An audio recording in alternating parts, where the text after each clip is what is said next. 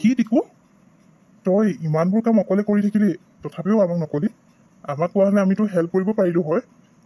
তই যে আৰু আমি ভাবিছোঁ তই বিজনেছ ট্ৰিপৰ কাৰণে বাহিৰত গৈছ, কিন্তু তই তাৰমানে বিহুৰ কাৰণে এইবোৰ কৰি আছিলি।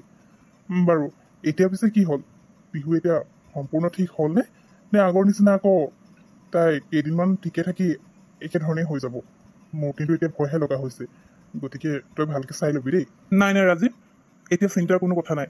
মই কৈছোঁ নহয়, আৰু তহঁতক নোকোৱাৰ কাৰণ হ'ল, তহঁতক যদি মই কোৱা হ'লে তহঁতে মোক হেল্প কৰিলি হয়, ঠিকেই আছে। কিন্তু তহঁতক কোৱা মানে বিহুৱে গম পাই যোৱা। আৰু এইবাৰ মই একো ৰিস্ক ল'ব বিচৰা নাছিলোঁ, সেইকাৰণে বিহুৰ কাণত যাতে একোৱেই নপৰে, সেইটো কাৰণে মই বিজনেছ ট্ৰিপত বাহিৰত গৈছোঁ বুলি মই বুদ্ধি কৰিব লগা হ'ল। আচলতে মই ইয়াত বিহুৰ কাৰণে পূজা কৰোৱাই আছিলোঁ। আৰু তেওঁ কৈছে নহয়, তেওঁ সেই আত্মাটোক বন্দী কৰি ৰাখিছে। এতিয়া আৰু সেই আত্মাটোৱে বিহুৰ গাত প্ৰৱেশ কৰিব নোৱাৰে। বিহু এতিয়া সম্পূৰ্ণ সুস্থ, গতিকে এতিয়া চিন্তা কৰিব নালাগে। বাৰু জুলি, তোমালোকৰ যদি এতিয়া কাম নাই, মই এবাৰ বিহুৰ তালৈ যাব বিচাৰিছিলোঁ। তাই ঠিকে আছে নাই এবাৰ চাই আহিবলৈ মানে লাগিছিল। তোমালোক যাবা নি মোৰ লগত? টিকু, যামতো আকৌ। তাই যদি ঠিক হৈ গৈছে তেতিয়াহ'লে এবাৰ তাই খবৰটোতো লৈ আহিবই লাগিব। এইকেইদিন তাই কি অৱস্থাত আছিল সেইটোতো আমি ভালকৈ জানো। তাই চাগে একো গমো নাপাব পাৰে। গতিকে এতিয়া যদি সকলো ঠিক হৈ গ'ল, তাই গাটো ভালে আছেনে নাই খবৰটো ল'বলৈ যাবই লাগিব। এতিয়া বৰ্তমান আমাৰ একো কাম নাই। ৰাজীৱ, ব'লা নহ'লে আমি গৈ পিনে বিহুৰ খবৰ এটা লৈ আহোঁগৈ, তাই ভালে আছেনে নাই। ঠিকেই জুলি, তুমি ঠিকে কৈছা। টিকু, ঠিক আছে ব'ল, আমি গোটেইখিনি একেলগত গ'লে ভালো হ'ব। এতিয়া বিহুৰ মাকে বাৰু বিহুৰ কণ্ডিশ্যনৰ কথা গম পায় নে নাপায় সেইটো আমি নাজানো নহয়। গতিকে আমি গোটেইখিনি লগত যোৱাই ভাল হ'ব। এনেই বিহুক বহুত দিন হ'ল লগ পোৱা নাই, খবৰ এটা ল'বলৈ আহিছোঁ বুলি কওঁ। ব'ল গৈ থাকোঁ, ব'লা জুলি। মা, মোৰ কি হৈছিলে বাৰু? আৰু এই ডক্টৰগৰাকী ইয়াত কি কৰিছে? মোৰ যে একো মনতে পৰা নাই। মোৰ গা চা বেয়া হৈ আছিল নেকি? গাটো কিবা কমজুৰি লাগি আছে। কি হৈছে একো ধৰিব পৰা নাই। মা, কোৱাচোন কি হৈছে মোৰ? মই একো গমেই পোৱা নাই। পিহু, একো চিন্তা কৰিব লগা কথা নাই।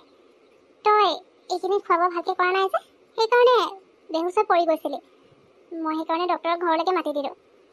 আৰু এতিয়া ঠিকে আছ তই? গাটো অকণমান কমজুৰি লাগিব এইকেইদিন। ভালকৈ খোৱা বোৱা কৰিলে ঠিক হৈ যাব বুলি কৈছে ডক্টৰে। গতিকে চিন্তা কৰিব নালাগে, বিশেষ একো হোৱা নাই। তই এতিয়া অকণমান আৰাম কৰ, বুজিলি? তই খাবৰ কাৰণে মই কিবা এটা ভালকৈ বনাই আনো। ডক্টৰ, থেংক ইউ ছ' মাছ। মই আপোনাক ইমান এমাৰ্জেঞ্চিত ইয়ালৈ মাতিলোঁ আৰু আপুনি লগালগ ইয়ালৈ গুচি আহিলে। আচলতে মই কি কৰিম একো ভাবিয়ে পোৱা নাছিলোঁ। আৰু হঠাৎ এনেকৈ মেডিকেল লৈ যাবলৈও প্ৰব্লেম হৈছিল, অকলে থাকোঁ যিহেতু। সেইটো কাৰণে আপোনাক ইয়ালৈ মাতিব লগা হ'ল। আপুনি অহাৰ কাৰণে থেংক ইউ ছ' মাছ। এইটো মোৰ কাম হয়, আৰু এমাৰ্জেঞ্চিত আপুনি ইয়ালৈ মোক মাতিছে, গতিকে মই নাহিলে হয়তো কিবা প্ৰব্লেমো হ'ল হয়। সেইকাৰণে মই গুচি আহিলোঁ। আৰু আজি মোৰ বিশেষ কামো নাছিল তেতিয়া, গতিকে হ'ব দিয়ক, একো নাই। এনেও মই আপোনালোকৰ ফেমিলি ডক্টৰ হয়, গতিকে আপোনালোকৰ কিবা প্ৰব্লেম হৈছে মই জানো নহাকৈ থাকিব পাৰোঁ। আচ্ছা পিহু, তুমি এতিয়া একদম ৰেষ্টত থাকিবা দেই। কেইদিনমানৰ কাৰণে তুমি সম্পূৰ্ণ ৰেষ্টত থাকিব লাগিব। ইফাল সিফাল যাবও নালাগে আৰু কাম কৰাৰ প্ৰয়োজন নাই। তুমি এতিয়া বহুত কমজুৰি হৈ আছা, গতিকে মই মেডিচিনটো দিছোঁৱে, লগতে খোৱা বোৱাবোৰ ভালকৈ কৰিবা, তেতিয়াহে সুস্থ হ'বা, বুজিলা নহয়? ঠিক আছে, মই এতিয়া গৈ থাকোঁ। জুলি, তোমালোক ইয়ালৈ আচ্ছা, পিহুক লগ কৰিবলৈ আহিছা নি? আচলতে পিহুৰ গাটো ইমান ভাল নহয়। আজিয়ে ডক্টৰে তাইক চাই থৈ গৈছে। এতিয়া পিহুক সম্পূৰ্ণ ৰেষ্টত থাকিবলৈ কৈছে। গতিকে তোমালোকে এনেই লগ কৰিবলৈ আহিছা যদি তাইক ৰুমতে গৈ লগ কৰিব পাৰিবা। কিন্তু ক'ৰবালৈ যাবলৈ যদি সুধিব আহিছা, তাই এতিয়া যাব নোৱাৰিব দেই। মই তাইক পঠিয়াব নোৱাৰিম, কাৰণ তাই একেবাৰে কমজুৰি হৈ আছে। এইকেইদিন তাই একদম ৰেষ্টত থাকিব কৈছে যে, গতিকে তাই ঘৰতে থাকিব। নাই আণ্টি, আমি তাইক ক'তো যাবলৈ লগ ধৰিবলৈ অহা নাই। একচুৱেলি তাই ভালে আছেনে নাই, তাই গাটো এতিয়া কেনেকুৱা, তাকে আমি খবৰ কৰিবলৈহে আহিছিলোঁ। তাই কমজুৰি হৈ আছে বহুত ন? ঠিকে আছে, তাই ৰেষ্টতে থাকোঁ এইকেইদিন। এনেও আমি জানিছিলোঁৱে বাৰু এনেকুৱা কিবা হ'ব, সেইকাৰণে খবৰ এটা লওঁ বুলি আহিলোঁ। ঠিক আছে আণ্টি, আমি তাইক ৰুমতে গৈ লগ কৰি লওঁগৈ। ৰ'বা জুলি, তুমি এইমাত্ৰ ক'লা যে পিহুৰ গাটো ভাল নাথাকিব বুলি তোমালোকে জানিছিলা, সেইকাৰণে তাই খবৰ ল'বলৈ আহিলোঁ বুলি। তাইৰ গা বেয়া হোৱাৰ কথাটো কোনেও গম নাপায়, তেতিয়াহ'লে তোমালোকে কেনেকৈ গম পালা? তোমালোকে তাইক খবৰ ল'বলৈ বুলি আহিলা যে, মই ঠিক ধৰিব পৰা নাই। আণ্টি, আচলতে আপুনি হয়তো গোটেইবোৰ কথা গম নাপায়। তাই এইকেইদিন মানে এটা বহুত ডাঙৰ প্ৰব্লেমত আছিল। আচলতে তাই কোনোবা ক্লায়েণ্টক লগ কৰিব গৈছিল আৰু সেইদিন ধৰিয়ে এইটো প্ৰব্লেম ষ্টাৰ্ট হৈ গ'ল। তাইৰ গাত এটা বহুত শক্তিশালী আত্মা সোমাই আছিল, যিটো কাৰণে তাই কি কৰিছে কি নাই একো মনত নাই হয়তো। আৰু তাৰ কাৰণে মই পূজা এটা কৰোৱাইছিলোঁ, যিটো পূজা 4 দিন ধৰি হ'ল আৰু শেষত পূজা সফলো হ'ল। পিহু গাত যিটো আত্মা আছিলে সেই আত্মাটো পূজাৰীগৰাকীয়ে বন্দী কৰি ল'লে আৰু সেইকাৰণে এতিয়া পিহু কেনেকুৱা আছে তাকে আমি চাবলৈ বুলি ইয়ালৈ আহিছিলোঁ। কি কি ক'লা তোমালোকে? ভূত, আত্মা, এইবোৰ কি কৈছা? মই যে একো ধৰিব পৰা নাই।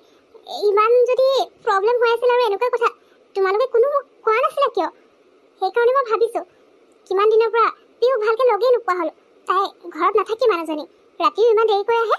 সেইকাৰণে মই আজি তাইক সুধিছিলোঁ যে তাই ইমান দেৰিলৈকে কি কৰি থাকে। তেতিয়া তাই মোৰ লগত বহুত অভদ্ৰামীভাৱে কথা পাতিছিল। সেইকাৰণে মইতো আচৰিত হৈ গৈছিলোঁ। তাই কেতিয়া মোৰ লগত এনেকৈ কথা নাপাতে। আজি হঠাৎ তাই কি হৈ গ'ল আৰু বহুত বেছি খঙত আছিল। তাৰপিছত তাই মোক একো নোকোৱাকৈ ঘৰৰ পৰা ওলাই গৈছিলে। তাই এনেকুৱা ব্যৱহাৰ দেখি মোৰ জানিব মন গৈছিল তাই ক'লৈ গৈছে, কিবা প্ৰব্লেমত আছে নেকি। সেইকাৰণে মই তাই আজি পিছা কৰি গৈছিলোঁ আৰু দেখিলোঁ যে তাই মৰিশালিত গৈ পালেগৈ। আৰু তাত যোৱাৰ লগে লগে মোৰ বহুত বেছি ভয় লাগি গৈছিল। তাইক মই মাত লগালোঁ আৰু তেতিয়া তাই বেলেগ এটা ৰূপহে দেখিবলৈ পালোঁ। কৈ আছিলে যে ইয়ালৈ আহি মই ঠিক নকৰিলোঁ, এতিয়া মই তাৰ পৰা ঘূৰি আহিব নোৱাৰিম। আৰু হঠাতে বেহুচ হৈ গ'ল। লগালগ মই তাইক ঘৰলৈ লৈ গুচি আহিলোঁ। কি আণ্টি, মইতো এইবোৰ কথা গমেই পোৱা নাছিলোঁ। আপুনি তাৰমানে অলপীয়াকৈ হ'লেও আজি গম পাই গৈছিল। এইবোৰ চব সেই আত্মাটোৰ কাৰণে হৈ আছিল আণ্টি। নহ'লে পিহুৱে আপোনাৰ লগত অভদ্ৰামী কিয় কৰিব? আৰু তাই যে সেই মৰিশালিলৈ গৈছিল, হয়তো সেই আত্মাটোৱে তাইক তালৈ লৈ গৈছিল কিবা কাৰণত। আৰু টিকুৱে যি পূজা কৰাইছিল সেই পূজা সফল হোৱাৰ পিছত সেই আত্মাটো তাইৰ গাৰ পৰা ওলাই গ'ল আৰু সেইকাৰণে হয়তো তাই বেহুচ হৈ থাকিল। আপুনি ভালেই কৰিলে তাইক লগালগ ঘৰলৈ লৈ আহিলে। আণ্টি, এতিয়া আমি পিহুক চাই লওঁ। অঁ ঠিক আছে, ব'লা তোমালোকে পিহুৰ লগত কথা পাতি লোৱা। টিকু, জুলি, ৰাজীৱ, তোমালোক গোটেইকেইজন আহিছা। ভালেই হ'ল তোমালোক আহিলা। মোৰ যে কি হৈছে মই একো ধৰিব পৰা নাই। আজি ডক্টৰে মোৰ চেকআপ কৰি থৈ গৈছে, কিন্তু মোৰ হৈছিল কি মই মানে একো মনত পেলাব পৰা নাই। গা বেয়া হ'লেওতো মই গম পাব লাগে। হঠাৎ মই এইটো অৱস্থাত মানে ইমান কমজুৰি আৰু ডক্টৰে মোক সম্পূৰ্ণ ৰেষ্টত থাকিবলৈ কৈছে। মোৰ লগত কি হৈছিল মই একো ধৰিবই পৰা নাই। এইকেইদিনটো ঠিকেই আছিলোঁ, ষ্টৰৰ কামো কৰি আছিলোঁ ভালকৈ। তেতিয়াহ'লে হঠাৎ আজি কি হৈ গ'লনো? মই একেবাৰে বৰ হৈ গৈছিলোঁ। ভালে কৰিলে জুলি, পিহু, তহঁত আমি গোটেইখিনি আহিলি। তোমাক লগ কৰিবলৈ এতিয়া আহিছোঁ আকৌ। তহঁতৰ লগত কথা পাতিলে মানে তোমাৰ মনটো এতিয়া অকণমান গাটো ভাল কমজুৰি লাগিব। লাগি আছে ন? একো নাই দিয়া, ডক্টৰে তোমাৰ ৰেষ্টত থাকিব কৈছে যেতিয়া তুমি ৰেষ্টত থাকা এইকেইদিন। ভালকৈ খোৱা বোৱাবোৰ কৰা আৰু মেডিচিন যেনেকৈ দি গৈছে টাইমমতে লোৱা, তেতিয়া সোনকালে সুস্থ হৈ যাবা। আমি তাকে তোমাৰ খবৰ এটা লওঁ বুলি গুচি আহিলোঁ আকৌ। বাৰু তোমালোক কথা পাতাচোন, মই চবৰ কাৰণে খাবলৈ কিবা এটা বনাই আনো দেই।